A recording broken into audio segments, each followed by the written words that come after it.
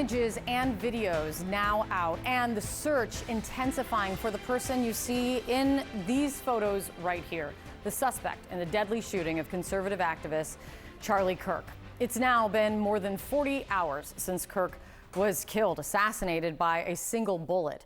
And still, there is no one in custody, and authorities have not publicly identified this man. But we do now have this surveillance video from right after the shooting. Investigators say it shows the suspect running across the roof of a building at Utah Valley University campus, then jumping off, as you see right there, escaping then into a wooded area. Police have now acknowledged, though, that they have no idea whether this man is even still in the state. The FBI is offering a reward of up to $100,000 in this case. Utah's Governor Spencer Cox says authorities have received more than 7,000 leads and tips, conducted nearly 200 interviews. Cox says the state will pursue the death penalty in this case, and he's made this plea to the public. We cannot do our job without the public's help right now. The public has answered our call for action. We also continue to implore the public to support this investigation and come forward with any information. We are truly hopeful that this video and new photos will lead to even more tips. CNN's Nick Watt is on the scene for us in Utah. Nick, what is the latest with this manhunt now? Well, listen, Kate, as you laid out, there's a lot we don't know. They have not publicly released a name. We don't know if they have a name. We assume that they do not have a name. We also have heard that they don't know if this suspect is even still in Utah. But let's talk through what we do know. So CNN has obtained some video from before the shooting, showing what appears to be the subject walking to campus through a residential neighborhood and apparently limping. But that could be he's concealing something down a pant leg. We don't know. Anyway, then on the scene, we now have a vantage point still photograph showing where the shooter lay and the view that shooter had of that little tent where Charlie Kirk was sitting when he was assassinated. So we have that. We also have new stills released, enhanced stills, we're told, of the suspect, wearing some distinct clothing, a cap with a triangle on the front, a black t-shirt with an American flag and an eagle on the front, Converse, sneakers. So authorities are saying somebody has got to recognize these items, the backpack, the shoes, the t-shirt.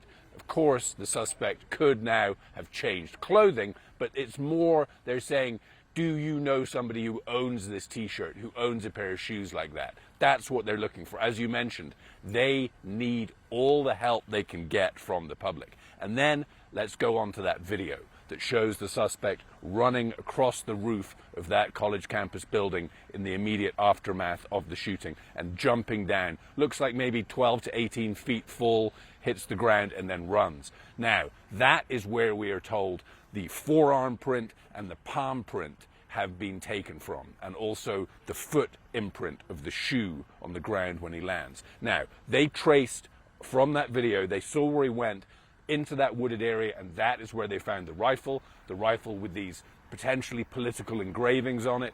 That rifle is still being analyzed.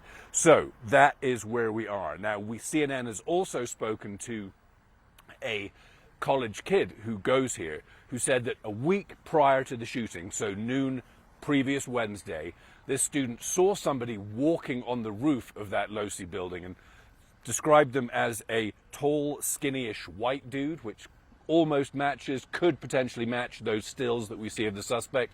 Apparently a professor called up to the person on the roof and said, "Hey, you doing all right?" and got no reply. Now, Kash Patel, director of the FBI, is here. He was at a press conference last night, did not speak, but as you mentioned, Kate, the governor is saying that if this person is caught, the state of Utah will pursue the death penalty. But as you said, it's now 40 hours and counting of this manhunt. Back to you. Yeah, so we learned so much just in the course of yesterday morning during the course of this show when they came out with a press conference and so much information. Much more to come now today. Nick, thank you very much. That manhunt continuing now. John. All right, with us now, CNN senior law enforcement analyst Chief Charles Ramsey. Thanks so much for being with us. These are the enhanced still photos that were released. You can see the T-shirt here, the sunglasses, the Converse-looking shoes right there, Chief. What jumps out to you most from these photos? What might be of most use? And what about the fact that it doesn't seem, at least we don't know, if authorities actually know this man's name? Well, I mean, it's all potentially of some use, but clearly it's a disguise, so he blends in with the university students. This may not be something he would normally wear. It may be the first time he's ever put that on, so it doesn't necessarily mean that someone has recognized that sweatshirt before and can now pin it to a particular person. We just don't know the answer to any of that. When you look at these pictures, he's intentionally trying not to look at cameras. I do believe he's been on campus before. That statement that was just made about seeing someone on the roof a week before would make some sense. You got to scout out a location. You're not going to try to take a shot like that without knowing the layout, so to speak, where the cameras are located so you can avoid them. So this is a person that really spent some time planning this particular assassination. This is a look right here. The first time we're getting a really look at this from the vantage point of where he may have been when he actually took the shot. It's pretty chilling to see this.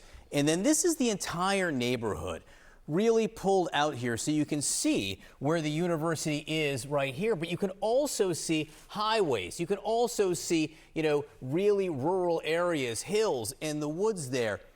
What do you make of the fact that authorities are now saying they don't even know whether he's in the state still?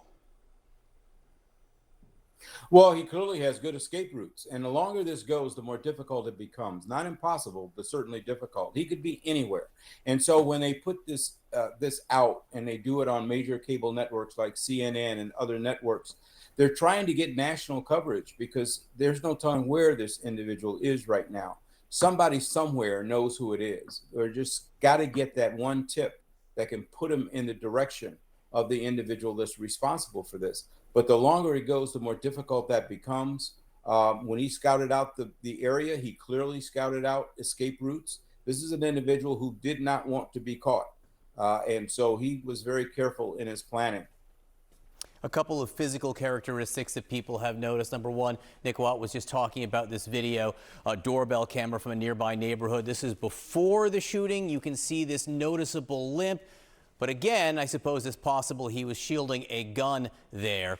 And then there's the rooftop vantage point where you can see dashing across the roof. And as this extends, you'll see him climbing off the side of the building to the ground. Former FBI Deputy Director Andrew McCabe last night was talking about the fact, you'll see it right here, he's pretty nimble as he gets off the building onto the ground there, maybe raising questions about whether he could be skilled at rock climbing, which frankly wouldn't be unusual in this part of Utah.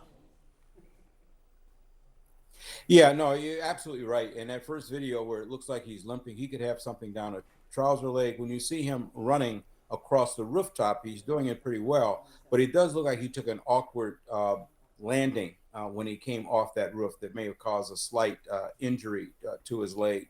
Again, they're going to be looking and analyzing all of this. The other thing that you notice as you look at still photos, he intentionally avoids touching railings and things of that nature. He's trying not to leave behind traces of himself, whether it's fingerprints, DNA, or what have you. They did recover a palm print, but palm prints are normally not taken if a person is arrested. The only time you request a palm print usually is if you got a burglary suspect or somebody who's left that sort of thing on the scene, and you have to specifically ask for it. It's not normally taken when during the process. All right, Chief Charles Ramsey, again, overnight they were saying they're not even sure this man is still in the state. We do not know if they have a name. Obviously, much more to come on this. Thank you very much.